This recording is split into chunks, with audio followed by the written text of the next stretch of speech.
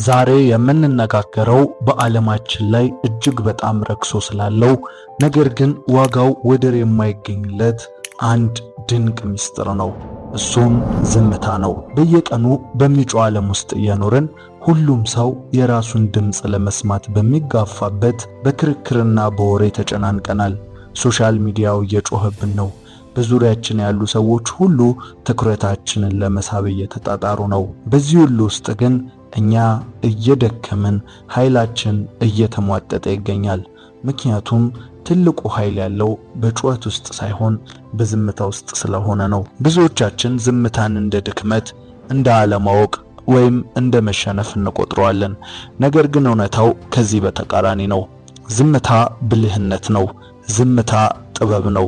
ዝምታ ደግሞ ከማንኛውም ጩኸት በላይ የሚሰማ ኃይለኛ ድምጽ ነው። ታላላቅ ፈላስፋዎችና የጦር መሪዎች በዓለማችን ላይ ተጽዕኖን የፈጠሩት ስኬታማ ሰዎች የዝምታን ዋጋ ጠንቅቀው ያውቃሉ። ምክንያቱም ትልልቅ ውሳኔዎች የሚወሰኑት፣ ድንቅ የፈጠራ ስራዎች የሚወለዱትና እውነተኛ የውስጥ ሰላም የሚገኘው በጸጥታ ውስጥ ብቻ ስለሆነ ነው።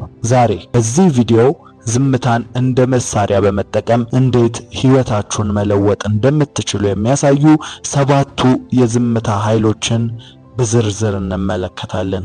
እነዚህ 7 ነጥቦች በዝምታችሁ ዓለምን እንዴት ማሸነፍ እንደሚቻላችሁ፣ ጠላቶቻችሁን ግራ እንዴት ማጋባት እንደምትችሉና የቃላቶቻችሁን ዋጋ እንዴት መስቀል እንደምትችሉ ያስተምራችኋል። አንዳንዴም ለጥያቄዎች ሁሉ ጥልቁ መልስ ዝምታ ብቻ ነው። አንዳንዴም ከሺህ ቃላት በላይ አንድ ዝምታ ብዙ ነገርን ይናገራል። የውስጥ ሰላማችሁን ለማግኘት በሄዳችሁበት ሁሉ ተከባሪ ለመሆን ዝግጁ ከሆናችሁ እስከ መጨረሻው አብራችሁኝ ቆዩ። ምክንያቱም ከነዚህ 7 ነጥቦች መካከል አንዱን እንኳን መተግበር መጀመር ህይወታችሁን ወደማትገምቱት ከፍታ ሊወስደው ይችላል። ዝግጁ ከሆናችሁ እንጀምር።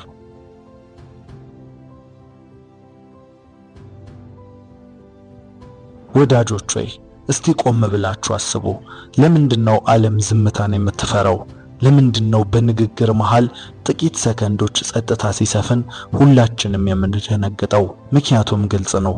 ዝምታ መስታወት ስለሆነ ነው። ዝምታ ራሳችንን እንድንጋፈጥ ያደርገናል። ነገር ግን ይህንን መስታወት እንደ ጋሻና እንደ ሰይፍ መጠቀም እንደምንችል ስንቶቻችን እናውቃለን? ዛሬ በምናወራው ዓለም ውስጥ ዝምታ ትልቁ ጥቃት ነው። አዎ፣ ዝምታችሁ ጠላቶቻችሁን ግራ ያጋባቸዋል። አንድ ሰው ሊያበሳጫችሁ ሲሞክር፣ በሐሰት ሲወነጅላችሁ ወይም ዝቅ አድርጎ ሲመለከታችሁ፣ እናንተ ግን እንደ ድንጋይ ረግታችሁ በዝምታ ስትመለከቱት ያ ሰው በራሱ ንዴት ውስጥ መቃጠል ይጀምራል። የእናንተ ዝምታ ለሱ እኔን ለማናደድ አቅም የለህም የሚል ትርጉምን ይሰጣል። አንተ በእኔ ህይወት ላይ ስልጣን የለህም የሚል ከባድ የንቀት መልእክት ነው። ዝምታችሁ ከሺህ ስድብ በላይ ያቆስለዋል። ጠላቶቻችሁ የእናንተን ድክመት ለማወቅ ይፈልጋሉ።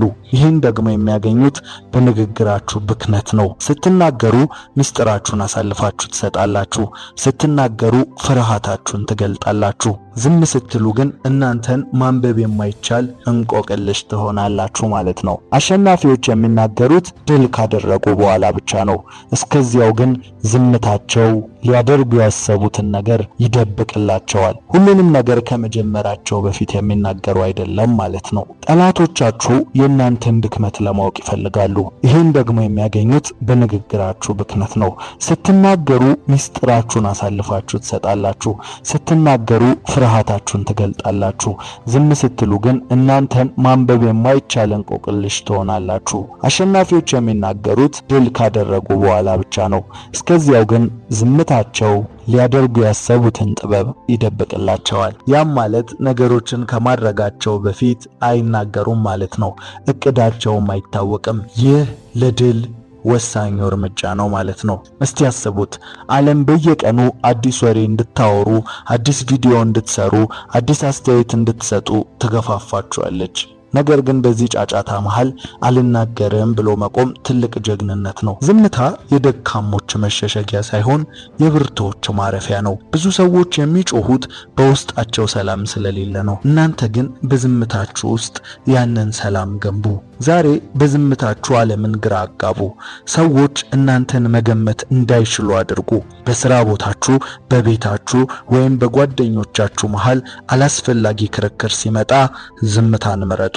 ያኔ ሰዎች እናንተን ማክበር ይጀምራሉ። ምክንያቱም ዝምታችሁ እኔ ከዚህ ጩኸት በላይ ነኝ የሚል ግርማ ሞገስ ስላለው። አንዳንዴ ዝምታ ማለት ምንም አለማለት አይደለም። ዝምታ ማለት ሁሉን ነገር በልብ መያዝ ነው። ሁኔታዎችን ማጤንና ትክክለኛው ጊዜ ሲመጣ ግን ጥቂት ግን ሚዛንን የሚደፋ ቃላትን መወርወር ነው። አሁን በቀጥታ ወደ 7ቱ የዝምታ ኃይሎች እንለፍ። የመጀመሪያው ዝምታ እንደ መልስ ነው። ወደ መጀመሪያው ታላቅ የዝምታ ኃይል ስንመጣ የምናገኘው ዝምታን እንደ መልስ መጠቀምን ነው። ብዙዎቻችን አንድ ሰው ሲሰድበን፣ ሲያናንቀን ወይም በሐሰት ሲወነጅለን የምንሰጠው ፈጣን ምላሽ መልሶ መሳደብ ወይም መጮህ ነው።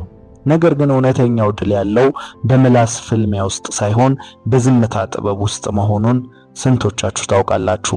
ዝምታ እንደ መልስ ሲያገለግል 2 ትልልቅ ስራዎችን ይሰራል። አንደኛው ለተናጋሪው ሰው አንተ እኔን ለማናደድ ወይም የኔን ስሜት ለመቆጣጠር አቅም የለህም የሚል ከባድ የንቀት መልእክትን ያስተላልፋል። ሁለተኛው ንግግርና ቃላትህን አውጥተህ ኃይልህን ከማዳከም ይጠብቅሃል። ታዋቂው የፋርስ ገጣሚ ሩም እንዲህ ይላል፣ ዝምታ የእግዚአብሔር ቋንቋ ነው፣ ሌላው ሁሉ ግን ደካማ ትርጉም ነው ይላል። ይህ ማለት ካላስፈላጊ ጭቅጭቅ ዝምታ በይበልጥ እውነትን ይገልጻል ማለት ነው። አንድ ታሪክ ላንሳላችሁ። በአንድ ወቅት አንድ ግለሰብ ወደ ታላቅ አስተማሪ ቡድሃ ዘንድ መጣና በብዙ ሕዝብ ፊት ይሰድበው፣ ይዘልፈው፣ ይተፋበት ጀመር። ቡድሃው ግን ለአፍታ እንኳን አልተቆጣም። እንዲያውም በዝምታና በትህትና ይመለከተው ነበር። ሰውየው ሲደክመው ንግግሩን ሲጨርስ ቡድሃ እንዲህ ሲል ጠየቀው፣ ልጄ አንድ ሰው ስጦታ ቢሰጥ አንተ ስጦታውን ባትቀበለው ስጦታው የማን ይሆናል አለው። ሰውየውም የሰጪው ነዋ ብሎ መለሰ። ቡድሃውም ፈገግ ብሎ እንግዲያውስ ስድብህን አልቀበልህም፣ ስጦታህም ለራስህ ይሁን አለው። ይህ ነው እንግዲህ የዝምታ ኃይል። ዝምታ ስጦታቸውን አለመቀበያ መሳሪያ ነው። ሰዎች እናንተን ለማበሳጨት ሲሞክሩ ዝም ካላችሁ ንዴቱ የሚመለሰው ወደ እነሱ ነው። የእናንተ ዝምታ እንደ መስታወት ሆኖ የራሳቸውን መጥፎነት መልሶ ያሳያቸዋል። የመጀመሪያው ነጥብ ዝምታ ልክ እንደ መልስ ነው ማለት ነው። ስለዚህ ዝምታ ራሱን የቻለ መልስ ነው። ወደ ሁለተኛውና እጅግ ጥልቅ ወደ ሆነው የዝምታ ኃይል ስንመጣ የምናገኘው ዝምታን ለጥበብ መነሻነት መጠቀምን ነው። በአሁኑ ዘመን ሁሉም ሰው አዋቂ ለመባል ይቸኩላል። ሁሉም ሰው የራሱን ሐሳብ ለመጫን ይሯሯጣል። ነገር ግን እውነተኛ ጥበበኞች የሚለዩት ለመናገር ከመቸኮላቸው በፊት ለመስማት ባላቸው ዝግጁነት ነው። ታዋቂው ሶቅራጠስ አንድ ጊዜ እንዲህ ብሎ ነበር፣ እኔም ማውቀው አለማወቄን ነው። አፋችን ክፍት በሆነ ቁጥር አይምሯችን ይዘጋል። ምክንያቱም ስንናገር የምንደግመው ቀድሞ ሆኖ የምናውቀውን ነገር ብቻ ነው። ስናዳምጥ ግን የማናውቀውን አዲስ ዕውቀት የመቅሰም ዕድልን እናገኛለን። ታዋቂው ፈላስፋ ዜኖ እንዲህ ይላል፣ ተፈጥሮ 2 ጆሮና 1 አፍ የሰጠችን ከምንናገረው በላይ እጥፍ እንድንሰማ ነው። ይህ ተፈጥሯዊ ስጦታ ትልቅ መልእክት አለው። ጥበብ የሚጀምረው ጆሮአችን ሲከፈትና ምላሳችን ደግሞ ሲገታ ነው ማለት ነው። አንድ ድንቅ ምሳሌ ላንሳላችሁ። በአንድ ወቅት በአንድ በራሱ ዕውቀት በጣም የሚመካ ምሁር ወደ አንዲት ታዋቂ መንፈሳዊ መምህር ዘንድ መጣ። ገና ከደጃፏ ጀምሮ ስለ ዕውቀቱ፣ ስለ አነበባቸው መጽሐፍ፣ ስላገኛቸው ዲግሪዎች ይለፈልፍ ጀመር። መምህሯም ዝም ብላ ፈገግታ በታከለበት ዝምታ ካደመጠችው በኋላ ሻይ ልትቀዳለት ጠረጴዛው ላይ ሲኒውን አስቀመጠች። ሲኒው ሞልቶ እየፈሰሰ እሷ ግን መቅዳቷን አላቆመችም። ምሁሩም በድንጋጤ መምህር ሆይ ሞልቶ እየፈሰሰ እኮ ነው፣ ከዚህ በላይ አይዝም ብሎ ጮኸ። መምህሯም ረጋ ብላ ልክ እንደዚህ ሲኒ አንተም በእውቀትና በንግግር ሞልተሃል፣ ታዲያ ራስህን ካላቃለልክና ዝም ብለህ ለመስማት ካልተዘጋጀ እኔ እንዴት አዲስ ጥበብ ልቀዳልህ እችላለሁ አለችው። ይህ ነው እንግዲህ የዝምታ ሚስጥር። ዝምታ አይምሮአችንን ባዶ አድርገን አዲስ ዕውቀትን የምንቀበልበት ትልቅ መያዣ ወይም ሲኒ ነው። እውነተኛ ተጽዕኖ ፈጣሪዎች በስብሰባዎችም ሆነ በንግግሮች መሃል መጀመሪያ የሚያደርጉት ዝም ብሎ ማዳመጥን ነው። ሁሉንም ካዳመጡና የሁሉንም ሐሳብ ከመዘኑ በኋላ መጨረሻ ላይ የሚናገሩት ጥቂት ቃል ከሺህ ጩኸት በላይ ሚዛን የሚደፋ ነው። የጥንት ግሪኮች እንዲህ ይላሉ፣ ዝምታ የጥበብ ትምህርት ቤት ነው። እውነት ነው። ዝም ስትሉ በዙሪያችሁ ያሉትን ሰዎች ማንነት ታነባላችሁ፣ ሁኔታዎችን በጥልቀት ትገነዘባላችሁ፣ እንዲሁም ውስጣዊ ድምጻችሁን ትሰማላችሁ። ብዙ የሚያወራ ሰው በራሱ ጫጫታ ስለሚዋጥ ከራሱም ሆነ ከሌሎች የሚመጣውን ረቂቅ ጥበብ ማስተዋል አይችልም። ዛሬ ራሳችሁን ጠይቁ። ለመናገር ነው ወይስ ለመረዳት የምትቸኩሉት? እውነተኛ አዋቂ ለመሆን ከፈለጋችሁ መጀመሪያ እውነተኛ አዳማጭ ሁኑ። ዝምታን መለማመድ ስትጀምሩ ዓለም ከዚህ በፊት ሰምታችሁ የማታውቁትን ሚስጥር በጆሮአችሁ ታንሾካሽኩላችኋለች። ጥበብ የሚገኘው በንግግር ብዛት ሳይሆን በዝምታ ጥበብ ውስጥ ነው ማለት ነው። ስለዚህ ሁለተኛው ነጥብ ዝምታ የማወቅ መጀመሪያ ነው። ሶስተኛው ዝምታ የቃላትን ዋጋ ይጨምራል። ወደ ሶስተኛውና እጅግ ማራኪ ወደ ሆነው የዝምታ ኃይል ስንመጣ የምናገኘው ዝምታ የቃላትን ዋጋ እንደሚጨምር ነው። በአሁኑ ዘመን ብዙ ሰዎች ንግግርን እንደ ትርፍ ምርት ይቆጥሩታል። በሄዱበት ሁሉ ይለፈልፋሉ፣ ስለማይመለከታቸው ነገር ሁሉ አስተያየትን ይሰጣሉ፣ እንዲሁም በማያውቁት ጉዳይ ሁሉ ጣልቃ ይገባሉ። ነገር ግን አንድን ነገር ባበዛችሁት ቁጥር ዋጋው እንደሚቀንስ ታውቃላችሁ። በኢኮኖሚክስ ሕግ ሰፕላይ ኤንድ ዲማንድ እንደሚባለው ሁሉ በንግግርም ውስጥ አቅርቦት ሲበዛ ፍላጎት ይቀንሳል። ሁልጊዜም የሚናገር ሰው ንግግሩ ይረክሳል፣ ክብሩም ይቀንሳል። ሰዎች የእሱን ድምፅ ሲሰሙ ደግሞ መጣ ብለው ጆሮአቸውን ይዘጋሉ። በተቃራኒው ግን ዝምታን የሚመርጥ አልፎ አልፎ መርጦ የሚናገር ሰው ቃላቶቹ እንደ ወርቅ ይከበራሉ። እሱ አፉን ሲከፍት ሁሉም ሰው ምን ሊል ይሆን ብሎ በጉጉት በአክብሮት ያዳምጠዋል። ታዋቂው የታሪክና የፖለቲካ ተንታኝ ሮበርት ግሪን The 40 Law of Power በሚለው መጽሐፉ ላይ ካሰፈራቸው ሕጎች አንዱ እንዲህ ይላል፣ ሁልጊዜም ከሚያስፈልገው በታች ጥቂት ተናገር። ምክንያቱም ብዙ በተናገርክ ቁጥር አንድ የተሳሳተ ነገር የመናገር እድልህ ሰፊ ነው። ዝምታ ግን ንግግርህን ብርቅና ውድ ያደርገዋል ይላል። አንድ ታሪካዊ ምሳሌ ላንሳላችሁ። ሉዊስ 14ኛ የተባለው የፈረንሳይ ንጉሥ በሚኒስትሮች ዘንድ እጅግ የሚፈራና የሚከበር ነበር። ሚኒስትሮቹ መጥተው ስለ ሀገር ጉዳይ በጭንቀት ለረጅም ሰዓት ሲያብራሩለት፣ እሱ ግን ዝም ብሎ በትኩረት ያያቸው ነበር። ንግግራቸውን ሲጨርሱ የሚሰጠው መልስ አንድ ብቻ ነበር፣ እመለከተዋለሁ የሚል ነበር። ከዚያም ዝም ብሎ ጥሏቸው ይሄዳል። ይህ ዝምታው ሚኒስትሮቹን ምን አስቦ ይሆን፣ ምን ሊያደርግ ይሆን ብለው እንዲጨነቁ፣ ንጉሱን እጅግ እንዲያከብሩት ያደርጋቸው ነበር። የሱ ጥቂት ቃላት ከሌሎች ሺህ ንግግሮች በላይ ኃይል ነበራቸው። ዝምታ የንግግር ቅመም ነው። ብዙ ቅመም የገባበት ምግብ እንደሚበላሸው ሁሉ ብዙ ንግግር ያለበትን ማንነት ይሰለቻል። ጥቂት ስትናገር ሰዎች አንተን ለመረዳት በከፍተኛ ትኩረት ያደምጡሃል። ቃላቶችህ ሚዛን ይደፋሉ፣ ንግግርህም ተሰሚነትን ያገኛል። ዝምታ በንግግር ዙሪያ የግርማ ሞገስ አጥርን ይገነባል። ሰዎችም እናንተን ዝቅ አድርገው ለማየት ይፈራሉ። ዛሬ ራሳችሁን ጠይቁ። እንዴት ነው የምትናገሩት? አካባቢያችሁ ላይ በንግግራችሁ እንዴት ትታወቃላችሁ? ዝም ብሎ የሚናገር እሱ ልማዱ ነው ተውት ያውራ የምትባሉ አይነት ሰዎች ናችሁ? ወይንስ በዝምታችሁ የምትከበሩና እርሱ ምን አለ እርሱ ምን ተናገረ እየተባለ የሚጠየቅላችሁ ሰዎች ናችሁ? ስለዚህ የዝምታን ኃይል መጠቀም ከፈለጋችሁ ጥቂት በመናገር የቃላቶቻችሁን ዋጋ አስወድዱ ማለት ነው። ስለዚህ ሶስተኛው ነጥብ ይህ ነው። የቃላቶቻችሁን ዋጋ ለማስወደድ ጥቂት መናገርን ምርጫችሁ አድርጉ። አራተኛ፣ ዝምታ ለውስጥ ሰላምና ለፈጠራ ይጠቅማል። ወደ አራተኛውና እጅግ ረቂቅ ወደ ሆነው የዝምታ ኃይል ስንመጣ የምናገኘው ዝምታ ለውስጥ ሰላምና ለፈጠራ ያለውን ፋይዳ ነው። በአሁኑ ሰዓት ዓለማችን በከፍተኛ የቴክኖሎጂና የዲጂታል ጫጫታ ተወጥራለች። ስልካችን ይጮሃል፣ ማስታወቂያዎች ይጮሃሉ፣ የሰዎች ሐሳብ በአእምሯችን ውስጥ ይተረማመሳል። በዚህ ሁሉ ትርምስ ውስጥ ግን ትልቁን ነገር እናጣለን። እሱም የራሳችንን የውስጥ ድምጽ ነው። ዝምታ ለአእምሮአችን ልክ እንደ እንቅልፍ ረፍት ነው። አእምሮ በጫጫታ ሲሞላ አዳዲስ ድንቅ ሐሳቦችን ለማመነጨት ቦታ አይኖረውም። የታላላቅ ሳይንቲስቶች፣ የደራሲያን፣ የሰዓሊያን ታሪክን ብትመለከቱ ትልልቅ ግኝቶቻቸውን ያገኙት በብቸኝነትና በዝምታ ውስጥ ሆነው ነው። ዝምታ አእምሮአችሁን ያጠራዋል፣ ሐሳቦቻችሁ እንዲሰበሰብ ያደርጋል፣ እንዲሁም የተደበቁ የፈጠራ አቅሞቻችሁን እንዲቀሰቀስ ያደርጋል። ታዋቂው የፊዚክስ ሊቅ አልበርት አንስታይን እንዲህ ይላል፣ የብቸኝነትና የዝምታ ሰዓት መደጋገም የፈጠራ አእምሮን ያነቃቃል ይላል። አንስታይን ለዓለም የለገሳቸው ረቂቅ የፊዚክስ ሕጎችን ያገኘው በቤተ ሙከራ ውስጥ ብቻ ሳይሆን ብቻውን በዝምታ ሆኖ በምናቡ ሲጓዝ ነበር። ዝምታ ለፈጠራ ሰዎች ነዳጅ ነው። ምክንያቱም በጸጥታ ውስጥ ብቻ አጽናፈ ሰማይ ሚስጥሯን ታንሾካሽካለች። አንድ ድንቅ ምሳሌ ላንሳላችሁ። አንድ ሰው የጠፋበትን ውድ ሰዓት ጭድ በሞላበት ክፍል ውስጥ ይፈልገው ነበር። ለረጅም ሰዓት ቢፈልግም ሊያገኘው አልቻለም። ከዚያም አንድ ትንሽ ልጅ መጣና እኔ እፈልግልሃለሁ አለው። ልጅ ወደ ክፍሉ ገብቶ ለጥቂት ደቂቃዎች ዝም ብሎ ቆመ። ከዚያም በቀጥታ ወደ ሰዓቱ ሄዶ አነሳው።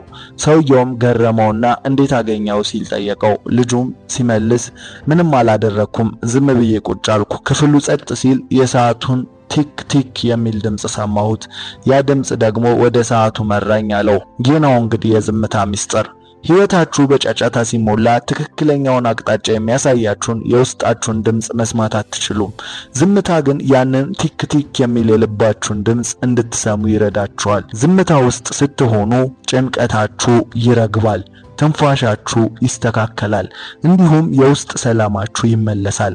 ብዙ ሰዎች ዝምታንና ብቸኝነትን ይፈራሉ፣ ምክንያቱም ራሳቸውን መጋፈጥ አይፈልጉም። ነገር ግን እውነተኛ ጥንካሬ የሚገኘው ከራስ ጋር በዝምታ በመቆየት ውስጥ ነው። ዛሬ ራሳችሁን ጠይቁ። በቀን ውስጥ ለስንት ደቂቃ በዝምታ አሳልፋለሁ? ስልካችሁን አጥፍታችሁ ራሳችሁን ከጫጫታ አርቃችሁ በዝምታ ትቀመጣላችሁ? ዝምታ የሕይወታችሁን አካል ስታደርጉት ቀደም ሲል ፈልጋችሁ ያጣችሁትን ሰላም፣ የፈጠራ አቅምና ችሎታችሁን በራሱ ጊዜ ወደ እናንተ ይመለሳል። ታላላቅ ሐሳቦች የሚወለዱት በጸጥታ ውስጥ ስለሆነ። ስለዚህ አራተኛው ነጥብ ዝምታ ውስጣችሁን እንድታዳምጡና የውስጥ ሰላምና መረጋጋታችሁን እንድታገኙ ይረዳችኋል ማለት ነው። አምስተኛ ዝምታ እንደ ጥንካሬ ነው። ወደ አምስተኛውና እጅግ አስገራሚ ወደ ሆነው የዝምታ ኃይል ስንመጣ የምናገኘው ዝምታን እንደ ጥንካሬ መገለጫ መጠቀምን ነው። ብዙ ሰዎች ዝምታን እንደ ፍርሃት፣ እንደ መሸነፍ፣ እንደ ድክመት ይቆጥሩታል። ምላሽ ካልሰጠው ተሸነፍኩ ብለው ያስባሉ። ነገር ግን እውነታው ከዚህ በተቃራኒ ነው። መጮህና መከራከር ለማንም ቀላል ነው። ዝም ብሎ ሁኔታዎችን ማለፍ ግን የከፍተኛ ራስን የመግዛት ወይም የብርቱ ማንነት ውጤት ነው። ዝምታ የውስጥ ጡንቻችሁን መጠንከሩን የሚያመለክት ምልክት ነው። አንድ ሰው ሲሰድባችሁ ወይም ሲያበሳጫችሁ ስሜታችሁን ተቆጣጥራችሁ ንግግራችሁን መክታት ስትችሉ፣ ቅድም እንደተነጋገርነው ለነሱ እንደ መልስ ሲያገለግል ለእናንተ ግን እንደ ጥንካሬ ይቆጠራል። ስለዚህ ዝም ማለት በራሱ ለእናንተ የጥንካሬ ምንጭ ነው። ምክንያቱም ዝምታችሁ ማንም ሰው እናንተን በቀላሉ ሊያናውጥ እንደማይችል ለዓለም የምታሳዩበት ትልቁ ኃይላችሁ ነው። አንድ ታሪክ ላንሳላችሁ። በጃፓን ታሪክ ውስጥ እጅግ የሚፈሩ ሳሙራያኖች የሚታወቁት በሰይፍ ጥበባቸው ብቻ ሳይሆን በዝምታቸውና በረጋ ማንነታቸው ጭምር ነው። አንድ ወቅት አንድ ወጣት ሳሙራይ አንድን ሽማግሌና አንጋፋ ሳሙራይ ለውጊያ ይጋብዘዋል። ወጣቱም ሳሙራይ ሽማግሌውን ለማበሳጨትና ትኩረቱን ለመበተን ሲል ይሰድበዋል። ስለ ቤተሰቡ መጥፎ ነገር ይናገራል። አልፎም ተርፎ ይተፋበታል። ሽማግሌው ሳሙራይ ግን አንድ ቋጥኝን ረግቶ አይኑን እንኳን ሳይቀበዘበዝ በዝምታ ይመለከተው ነበር። በመጨረሻም ወጣቱ ሳሙራይ በንዴትና በድካም ጥሎት ይሄዳል። የሽማግሌው ሳሙራይ ተማሪዎችም ጠየቁት፣ መምህር ሆይ ለምን እንዲህ ሲሰድብ ዝም አልከው? ለምን በሰይፍ አልቀላኸውም? መምህሩም እንዲህ ብሎ መለሰላቸው፣ ልጆቼ ሆይ ዝምታ ከሰይፍ በላይ የተሳለ ነው። ኃይላችሁን ሳታባክኑ የሌሎችን ኃይል መንጠቅ የምትችሉበት ትልቁ መሳሪያ ቢኖር ዝምታ ነው። ይኸው አትመለከቱም? ትቶ ሄዷል። እንዲሁም ባሸንፈውም ከዚህ የተለየ ነገር አላደርግም። ነገር ግን በሰይፌ ብፋለመው ኃይሌን አወጣለሁ። በዝምታ ስለተፋለምኩት ግን ኃይሌ ከኔ ጋር እንዳለ እርሱን ማሸነፍ ችያለሁ በማለት መለሱላቸው። ስለዚህ ዝምታ ታላቁ የጥንካሬ ምንጭ ነው ማለት ነው። ወደ ስድስተኛውና እጅግ ረቂቅ ወደ ሆነ የዝምታ ኃይል ስንመጣ የምናገኘው ዝምታ እንደ መርማሪ መጠቀምን ነው። ያም ማለት ብዙ ጊዜ ሰዎች ለማወቅ ስንፈልግ በጥያቄ እናፋጥጣቸዋለን ወይም ደግሞ ብዙ በማውራት እንዲቀርቡን እንጥራለን። ነገር ግን ሰዎችን በትክክል ለማወቅ እውነተኛ ማንነታቸውንም ለመረዳት ከጥያቄ በላይ ዝምታ ኃይል እንዳለው ታውቃላችሁ? ይህ የዝምታ ጥበብ በስነ ልቦና ባለሙያዎች በታላቅ ተመራማሪዎች ዘንድ በአዌከንድ ሳይለንስ ያልተለመደ ዝምታ ተብሎ ይጠራል። ሰዎች በባህሪያቸው ዝምታን አይወዱም። በመካከላችሁ ዝምታ ሲሰፍን ይጨነቃሉ። ያንን ዝምታ ለመስበር ደግሞ መናገር ይጀምራሉ። ያኔ ነው እንግዲህ ዝም ብለው ሲናገሩ የማይፈልጉትን ምስጢር የሚያወጡት፣ እውነተኛ ስሜታቸውን የሚያሳዩትና ማንነታቸውን የሚገልጡት። ታዋቂው የንግድ ሥራ መሪ የቀድሞ የኤፍቢአይ ተደራዳሪ ክሪስ ቮስ እንዲህ ይላል። አንድ ሰው ተናግሮ ሲያበቃ ለጥቂት ሰከንዶች ዝም ብለህ በትኩረት ካየኸው ያ ሰው ዝምታውን ለመግደል ሲል ብቻ መናገር የሌለበትን ተጨማሪ መረጃ ይሰጥሃል። ይህ ነው እንግዲህ ዝምታን እንደ መርማሪ የሚሰራበት መንገድ። ሰዎችን ለመፈተሽ፣ ሰዎችን ለመመርመር፣ ከናንተ ጋር ያላቸውን ግንኙነትና የሰዎችን ስለናንተ የሚያስቡትን ሐሳብ ለማወቅ የምትጠቀሙበት ዘዴ። ሰዎች ጋር ስትገናኙ እንደ አዲስም ስትተዋወቁ ብዙ ከማውራትና ዝምታውን ለመስበር እናንተም ብዙ ምስጢርን ከማውጣት ይልቅ ሰዎቹን እንደ መርማሪ በመሆን ልትመረምሯቸው ትችላላችሁ። ይህ ነው እንግዲህ ቃላትን መሸፈኛ ሊሆኑ ይችላሉ፣ ዝምታ ግን መጋረጃውን ገልጦ እውነትን ያወጣል። ይህ ነው እንግዲህ ዝምታን እንደ መርማሪ መጠቀም ማለት። አንድ ምሳሌ እንውሰድ። አንድ ሰው እየዋሸ እንደሆነ ከተጠራጠርክ ተከራክረ ውሸታም ነህ አትበለው። ይልቁንም ንግግሩን ሲጨርስ ምንም ሳትናገር አይኑን እያየህ በዝምታ ተመልከተው። ያ ሰው በዝምታ ይረበሻል። አላመነኝም ይሆን ብሎ ይሰጋል። ያንን ጥርጣሬ ለማጥፋት ደግሞ በዝርዝር ሊያስረዳ ይሞክራል። በዚያ ንግግሩ መሃል ደግሞ እውነቱ ይወጣል ወይም ውሸቱ ይጋለጣል ማለት ነው። ዝምታ እንደ መስታወት ነው። ሰዎች በዝምታ ውስጥ የገዛ ማንነታቸውን እንዲያዩ ታደርጋቸዋለህ። በንግግር ብዛት የምታገኘው መረጃ ውስን ነው። በዝምታ ግን ሰዎች ሳይታወቃቸው ልባቸውን እንዲከፍቱት ታደርጋለህ። ታላላቅ መሪዎች፣ ዲፕሎማቶች ይህንን ጥበብ ጠንቅቀው ያውቃሉ። በድርድር መሃል ዝምታን በመጠቀም ሌላው ወገን ተረብሾ የተሻለ እድል እንዲሰጣቸው ያደርጋሉ። ዛሬ ራሳችሁን ጠይቁ። ከሰዎች ጋር ስትገናኙ መልስ ለመስጠት ትቸኩላላችሁ ወይስ ዝምታውን ለመስበር ትሯሯጣላችሁ? የእናንተ ግዴታ በመካከላችሁ ያለውን ዝምታ ሰብሮ ጨዋታ መፍጠር ሳይሆን ኃይላችሁን ጠብቃችሁ ከዛ ሰው ጋር ያላችሁን ግንኙነት ማጠናከር ነው። ስለዚህ ሁልጊዜም ቀዳሚ ሆናችሁ ዝምታን ለመስበር አትሯሯጡ። በዝምታ ውስጥ እንደውም አጠገባችሁ ያሉ ሰዎችን መርምሩ፣ ስለነርሱ ወቁ። ስለናንተ የሚያስቡትን የሚዋሻችሁንና የሚያታልሏችሁን ነገር በደንብ አድርጋችሁ መረዳትና መገንዘብ ትችላላችሁ። አካባቢያችሁ ላይ ያለውንም ነገር ማስተዋል ትችላላችሁ። ስለዚህ በዝምታ ውስጥ ሁኑ። ሰባተኛው ነጥብ ከላይኛው ዝምታን እንደ መርማሪ ከሚለው ሐሳብ ጋር የሚመሳሰል ቢሆንም ራሱን ችሎ መጠቀም የምንችለው ነጥብ ነው። ሰባተኛውና የመጨረሻው ነጥብ ዝምታን እንደ ድርድር መሳሪያ መጠቀም ነው። ብዙ ሰዎች በድርድር ወይም በስምምነት ወቅት ብዙ መናገር፣ ማብራራት የተሻለ ውጤትን የሚያመጣ ይመስላቸዋል። ነገር ግን በቢዝነስም ሆነ በማንኛውም ስምምነት ውስጥ መጀመሪያ ዝም የሚለው ሳይሆን መጀመሪያ ንግግር የሚጀምረው ሰው የመሸነፍ ዕድሉ ከፍተኛ መሆኑን ታውቃላችሁ። ይህ ጥበብ በሽያጭና በንግግር ውስጥ ዘ ጎልደን ሳይለንስ በመባል ይታወቃል። አንድን ንግድ ሐሳብ አቅርባችሁ ዋጋችሁን ከተናገራችሁ በኋላ ቀጥሎ የሚመጣውን ዝምታ መሸከም መቻል አለባችሁ። ብዙ ሰዎች ያንን ዝምታ መቋቋም ስለማይችሉ ብቻ የገዛ ዋጋቸውን ዝቅ ያደርጋሉ ወይም አላስፈላጊ ቅናሽ ያደርጋሉ። እናንተ ግን ዝም ስትሉ ሌላኛው ወገን እንዲያስብ፣ እንዲጨነቅ፣ የተሻለ አማራጭ እንዲያቀርብላችሁ መንገድ ትከፍታላችሁ። ታዋቂው የንግድ ሰው ጄፒ እንዲህ ይላል፣ ከሚያስፈልገው በላይ ፈጽሞ አትናገር፣ ምክንያቱም በዝምታ ውስጥ ሌላው ሰው ራሱን አጋልጦ ይሰጥሃል። በድርድር ወቅት ዝምታ የእናንተን በራስ መተማመን ያሳያል። እኔ ይህ ስምምነት ቢሳካም ባይሳካም ግድ አይሰጠኝም የሚል የኃይል መልእክትን ያስተላልፋል። ዝምታችሁ ማንም ሰው እናንተን በንግግር ሊያታልላችሁ ወይም ሊገፋችሁ እንደማይችል ማረጋገጫ ነው። አንድ ምሳሌ እንውሰድ። ለስራ ቅጥር ቃለ መጠይቅ ሄዳችሁ ስለ ደሞዛችሁ ተጠየቃችሁ እንበል። የምትፈልጉትን መጠን ተናገራችሁና ዝም በሉ። ቀጣሪው ዝም ብሎ ቢመለከታችሁ እንኳን እናንተም በፈገግታና በዝምታ ተመልከቱት። ያኔ ቀጥሎ የሚመጣውን ንግግር በእናንተ ቁጥጥር ስር ይሆናል። ብዙ ጊዜ ቀጣሪው ዝምታውን ለመስበር ሲል እሺ ይቻላል ወይም ሌላ አማራጭ አለህ ብሎ እናንተን የሚጠቅም ሐሳብ ያመጣል። ዝምታችሁ የቃላቶቻችሁን ክብደት ይጨምረዋል ማለት ነው። ዝምታ በድርድር ውስጥ የመጠባበቂያ ዘዴ ነው። ከመናገራችሁ በፊት ዝም ብላችሁ ማሰባችሁ በስሜት ሳይሆን በምክንያት እንደምትመሩ ያሳያል። ሰዎች እናንተን በቀላሉ ባዶ ሊያደርጓችሁ አይችሉም። ዝምታችሁ እንደ ግንብ ሆኖ ጥቅማችሁን ያስከብርላችኋል። ስለዚህ ዝምታን እንደ መደራደሪያ ጥበብ ተጠቀሙት።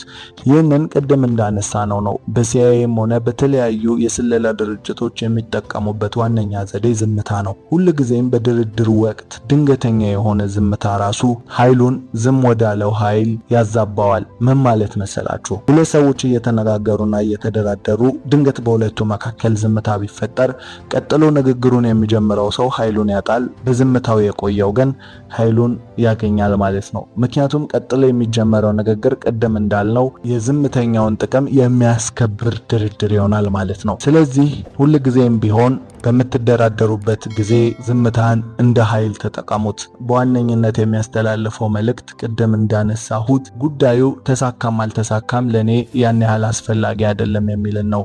ስለዚህ ከመደራደር ጥበቦች ደግሞ ዋነኛው በድርድር ላይ እናንተ የምታገኙትን ጥቅም ሰዎች እንዳያስተውሉት ማድረግ ወይም ደግሞ ለእናንተ ያ ነገር ምን ያህል አስፈላጊ እንደሆነ እንዳያውቁ ማድረግ ነው። ስለዚህ እናንተ ብዙ በተናገራችሁና ባብራራችሁ ቁጥር ያ ነገር ለእናንተ ምን ያህል አስፈላጊ እንደሆነ አውቀው በፍላጎታችሁ ላይ መጫወትን ይጀምራሉ። ስለዚህ ዝም በማለት ኃይልን ወደ እናንተ ሚዛኑንም ወደ እናንተ አዙሩ። ስለዚህ እነዚህ ዛሬ የጠቀስንላችሁ 7 የዝምታ ኃይሎች ናቸው። በዚህ መንገድ ዝምታን እንደ ኃይል መጠቀም ትችላላችሁ። ከተመቻችሁ ላይክ፣ ለዚህ የቁም ነገር ቻናል አዲስ ከሆናችሁ ደግሞ ሰብስክራይብ በማድረግ ቤተሰባችን ይሁኑ። እናመሰግናለን።